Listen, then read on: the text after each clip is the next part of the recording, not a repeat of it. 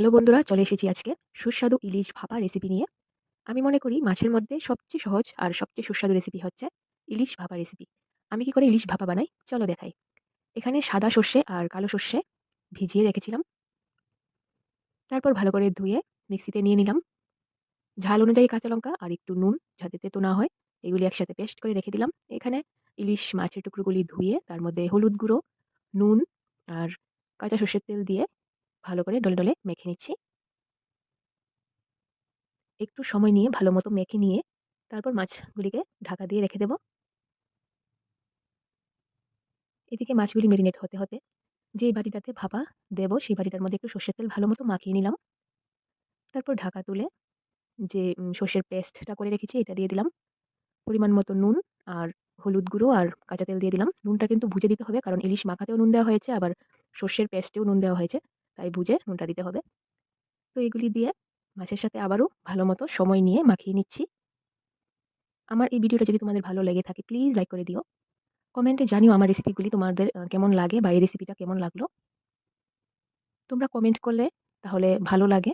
আর যে এত কষ্ট করে ভিডিওগুলি বানাই, রান্নাটা মনে হয় এত কষ্টকর না, ভিডিওটা বানান যতটা কষ্টকর।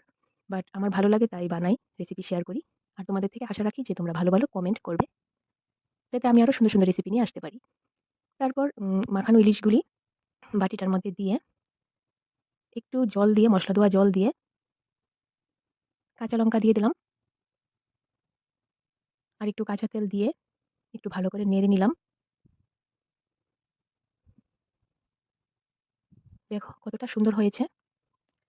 এখন ঢাকা দিয়ে কড়াইতে জলটা গরম হয়ে গেলে একটা স্ট্যান্ড বসিয়ে তার মধ্যে বাটিটা দিয়ে ঢাকা দিয়ে দেবো। জলটা কিন্তু সম্পূর্ণভাবে ফুটে টকবক করলে তারপর আমি বসিয়েছি।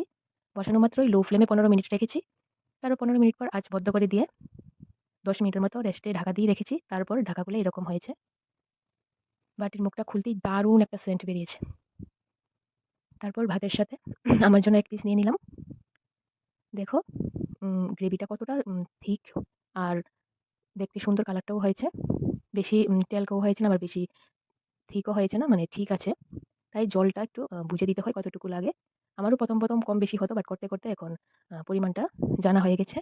তো যেরকমভাবে নুনটা দিই বা জলটা দিই পারফেক্ট হয়ে যায়। তারপর খুব খিদেও পেয়েছিল, তো ভাতের সাথে সর্ষে ভাপা গ্রেভিটা মেখে ইলিশের একটু পিস নিলাম, একটু ইলিশের ডিমটাও নিলাম। দারুণ হয়েছে খেতে। আমি শুধু এদিন এইটা দিয়েই, মানে ইলিশ ভাপাটা দিয়েই ভাত খেয়েছি। আরও 2-1টা মেনু ছিল, আমি ওগুলি নিইনি।